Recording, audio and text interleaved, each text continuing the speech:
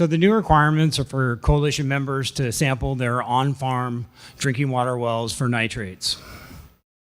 So the purpose of the monitoring is to first identify those wells that have nitrate concentrations exceeding the drinking water standard, and secondly, to notify those users of the potential health risks. So in middle December, we sent out an outreach package to members, included a quick guide for members, member information form, a notification template, an informational trifold. We updated our website to include sampling requirements, available forms, frequently asked questions, and available labs. So what are the sampling requirements? So members are required to sample their on-farm drinking water wells annually. The sample results should be reported as nitrate plus nitrite as nitrogen. You're required to use an ELAP laboratory certified for testing nitrates, and up to 5 years of past data may be used. So in terms of the sample results, so if you're less than 8 milligrams per liter of nitrate plus nitrate as nitrogen, for 3 consecutive years, your monitoring frequency will change to once every 5 years. If you're between 8 and 10 milligrams per liter, you'll continue to sample annually. And if you're over 10 milligrams per liter, there is a notification requirement, but no further sampling. So the permit requires you to sample annually, and so the monitoring frequency does reduce if you are under 8. So the drinking water standard is 10 milligrams per liter. So members do not have to sample if the drinking water is not used for human consumption. So what we require is that you have some sort of documentation that you're not using the well for drinking, if it comes to a point that we're asking you if you are using your well. So here's the drinking water well member information form. So this is what you're going to fill out and take to the lab with your sample and chain of custody. In here, the laboratory will create an account for you that will enter your results into GeoTracker, which is the state's groundwater database. It'll create a global ID for you. So each well will have a global ID number. So next year sampling should be a bit easier. You'll just have to use that global ID number when you take your sample into the lab. So the results do need to be entered into GeoTracker by the laboratory. So this is the notification template. This was designed to notify users of the potential health risks of drinking the water. So the member's responsibility is if your results exceed 10 milligrams per liter, you have 10 days to notify the user of this water using this form. You sign it and also send a copy into the Central Valley Water Board. If your family is the only one drinking the water, you just need to sign it and send this notification into the Central Valley Water Board. What if you're over 10 milligrams per liter and our tenants refuse to sign and acknowledge the report? It's the member's responsibility to sign it. The member's responsibility is just to notify the user of the potential health risks. The member is signing the notification and sending it to the Central Valley Regional Water Board. So what we're going to do, we're going to look at the data that comes into GeoTracker, and anyone who's over the drinking water standard is what we'll do is ensure that we received a notification. So, Bob, why don't you address this gentleman's question about the health effects of nitrates, or what is that? So, in terms of the most vulnerable populations for nitrates, and this notification template has, pregnant women and infants. In these areas that have problems, there was no mention of reverse osmosis. Is that not cost effective? Is it better to bring bottled water in? Well, this program is focused on the monitoring requirement. So how you treat the water is completely up to you. So yes, reverse osmosis systems do work. Well, I'm thinking of these communities. Yes, so for a treatment system, RO is one of the few things you can use to get nitrates out.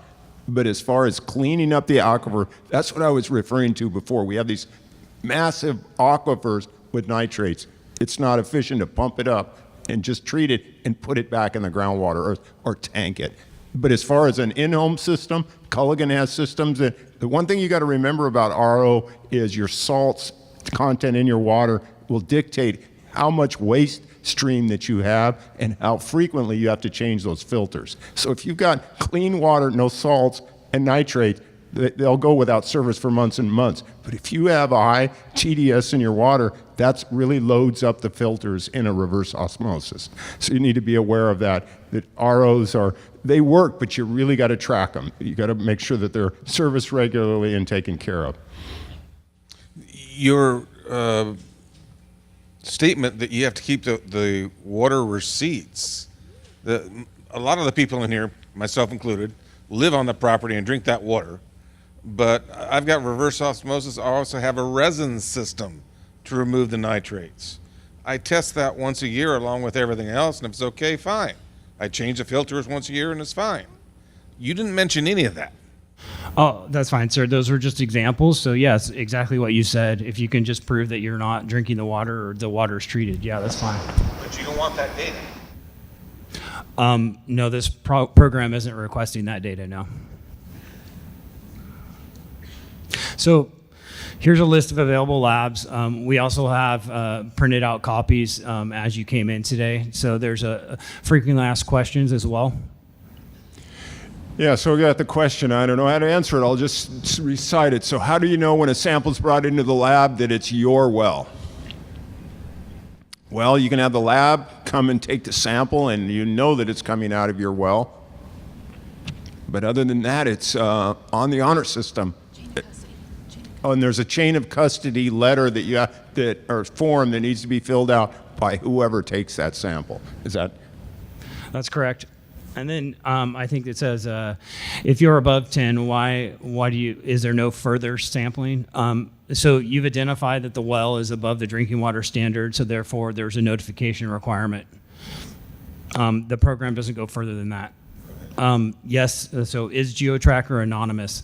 In terms of GeoTracker, the public data will be listed as an APN and the nitrate concentration. All your member information is for regional board use, not for public.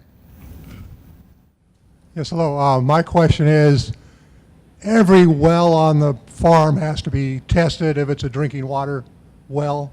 If it's used for drinking water, yes. And if we're next to the city, that doesn't count. You have to do each well.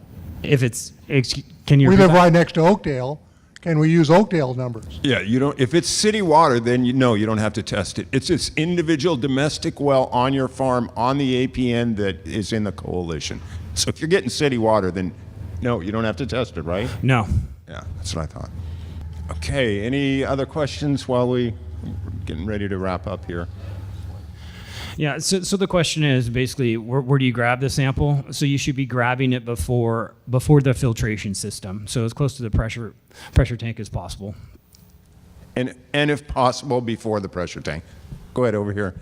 Yes, if you have a leasehold interest on a ranch and there's the landlords, if you will, have a homestead that's there and you have no right the use of that piece of property and there's a domestic well on it, is that still your responsibility or is that it's not part of your leasehold? How does that work? If the member is leasing the parcel, the member's responsibility is to notify the owner of the requirements. But I'm not leasing that part where that domestic well is, but it's in the same APN number, if you will. And so if the domestic well is located on the enrolled APN, then it's required to be sampled. So your requirement would be to notify that owner of the requirements. But it'll be his responsibility to test it, not mine. That is correct. Thank you. Now, if that house has a different APN than the farm property, it's not required to be sampled. No, I understand you had the same, but again, if you do have a parcel split with a house, then it's not part of the irrigated lands program. So another question, if you're over 10 milligrams per liter, does the farmer have to provide water to the tenant until the levels are controlled? And at this point, we recommend that replacement water is given, but it's not a requirement of the permit. The requirement is to monitor the well and notify those users of the potential health risks. And that's the same as Salinas Valley or Central Coast where they have that requirement. It's not required to provide bottled water, but I tell you, the growers are doing that. So you got a question here, sir? Yes, I do. Right here, over here to your left. So I just had a quick question too about when your county changes the standards of requirements. How as far as the coalition is just, basically be able to, address that issue, changing the standards so many years on, on your water and stuff like that. Like in 2006, it got changed in Merced County as far as the water requirements. Well, And- I'm not really familiar with the county requirements. And are you talking about? Yeah. Oh, the 45 is just a Right. different way to look at the number. And Yeah, that's the way you report it. 45 is nitrate as nitrate. 10 milligrams per liter is nitrate plus nitrite as nitrogen. So you're reporting as nitrogen, not as nitrate. Right. those are two equivalent numbers, though. Right. Thank So you. there's a way to convert that number. All right, everybody. Well, thank you. We got one more question. Oh yeah, the young man over here. Go ahead.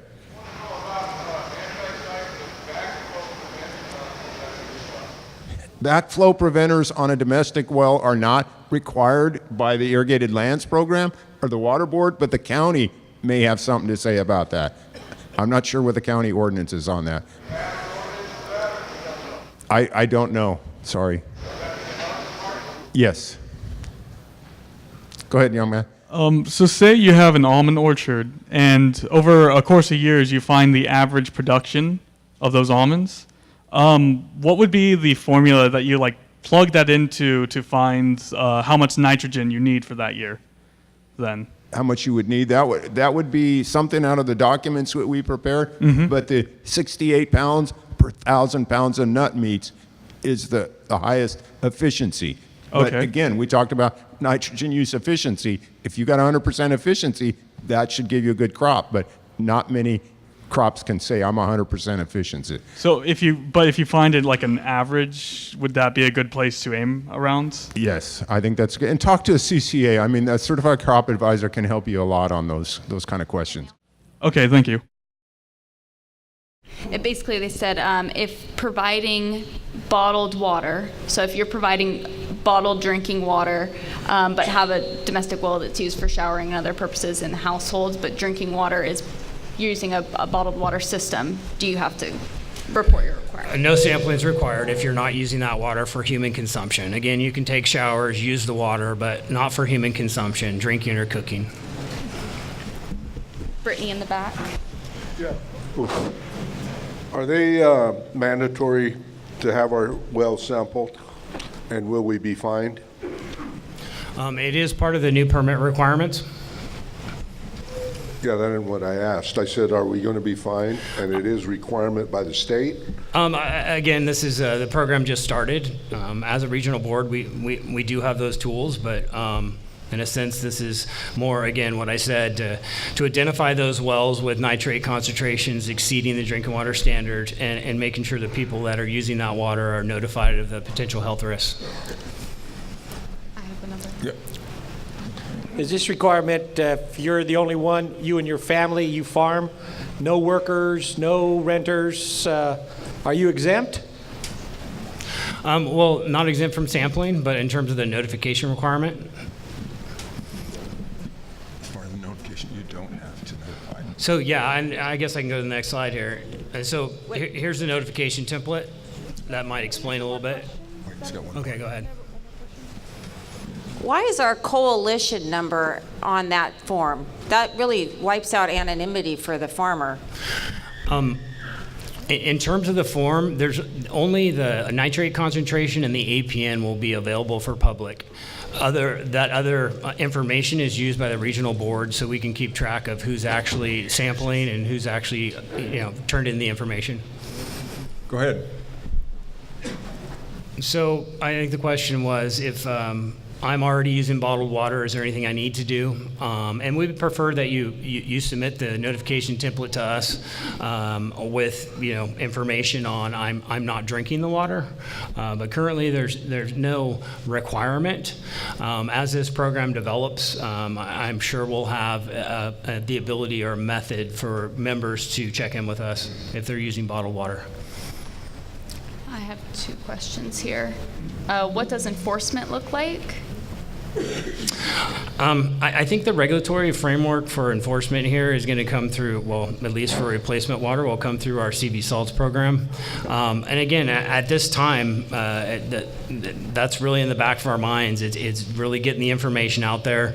And again, going back to, trying to identify those wells that have, that are exceeding the drinking water standard, and again, the user, notifying the user of those health risks. So currently, yes, we do have that enforcement capability, just like the Office of Enforcement. But at this point in time, our goal is outreach to members and making sure that those that don't know what they're drinking know what they're drinking. So to clarify that, I'm not sure what you meant by the CV salts would be handling that. In terms of replacement water, so there's always a question there if, I have a well with nitrate concentrations exceeding the drinking water standard, what do I do? Can I do treatment? Can I do bottled water? And at this point, again, our goal is for members to sample their wells and notify the users of the nitrate concentration. How much water would a person have to drink over that limit before they either get sick or keel over dead? Well, I guess this leads into this forum. So, pregnant women and infants are the most vulnerable to nitrates. I have a question. My daughter's got water softener on it, so do I take my sample from her kitchen or at the well? The sample should be taken closest to the well as possible before any treatment. Excuse me, you just stated, sample well, then notify. And I asked the question a minute ago. If I'm the only one, me and my family are the only one on the well, and you said, well, you can sample it and not notify. What? That doesn't make any sense. I'm sorry. That doesn't make sense. What's that? I'm the only one on the well. Why would who am I going to notify? Why would I sample if I don't have to notify? If I have a renter or a farm worker, absolutely understand that. But I'm on my well. No one else drinks my water. Why do I have to do anything? You don't. I just asked the question, and you stated sample, but don't have to notify. Yeah, you don't have to notify anyone else because it is your family. Do I have to sample is the question. Yes. Why? Who am I going to notify if there's a problem? The Central Valley Water Board.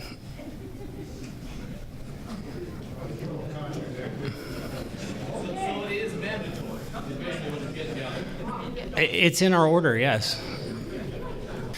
Is it mandatory to enter your results into GeoTracker? So part of the program, the laboratories are required to enter results into GeoTracker. If you have a leased property where the owner is not a member, who's responsible for taking and there's a rental unit on that property, who's responsible for the cost of the water testing? So if you have no responsibility for the well, your responsibility would be to contact the owner of the requirements, and it is the owner's responsibility to sample the well. Even if they're not a member? Correct. If the parcel on that rental property is split off from your rented parcel, it's exempt. But if it's the same APN for the house as a property, then they have to be in. So some of these houses are split off APNs. Those aren't required, right? Yep.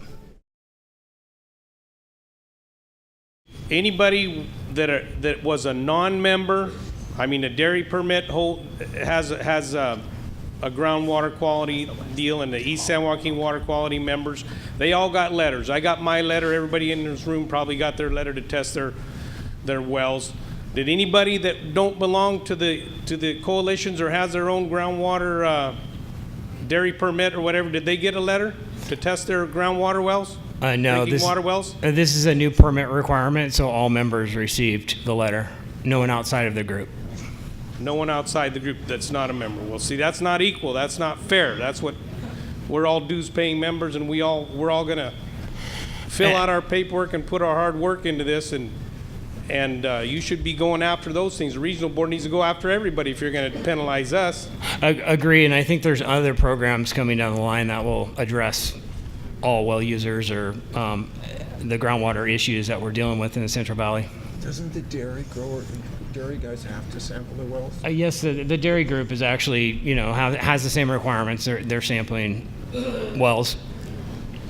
There's a question, the last text on the screen, if you want to read that. So if we have been sampling for 5 years with no detectable nitrogen, will we have to keep sampling after this sample, assuming it's still low? Yeah, you can use up to 5 years of past data as long as it meets the new permit requirements. So the new permits require an ELAP certified lab to do the testing.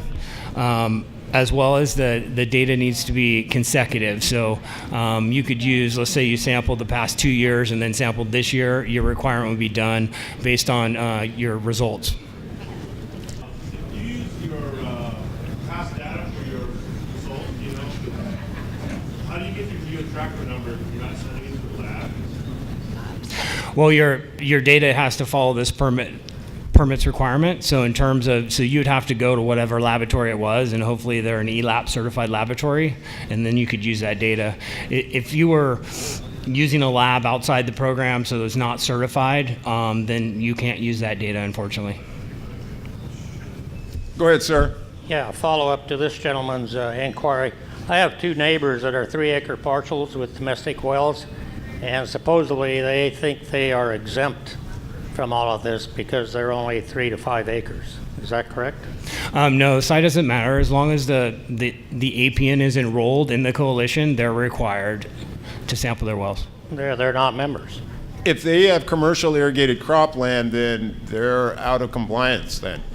I mean, any commercial production is supposed to have either an individual permit or be a member of the coalition.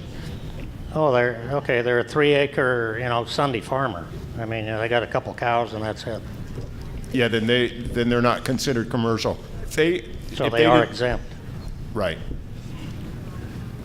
We made as much noise as we could to get everybody in this program, because I'm with Joe.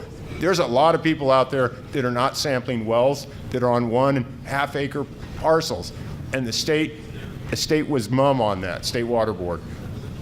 Go ahead, sir. All right, so if you're over 10, like mine's 12, I already got it tested. So I'd never have to do it again. So what are we trying to achieve out of this? I mean, it's kind of like I've condemned my well forever. Really, the purpose is, again, identify those wells and then ensure that users know the potential health risks. Are they ever going to get better, though? I mean, it's just like you're taking the data, then we're just dumping it, and it doesn't make a lot of sense to me.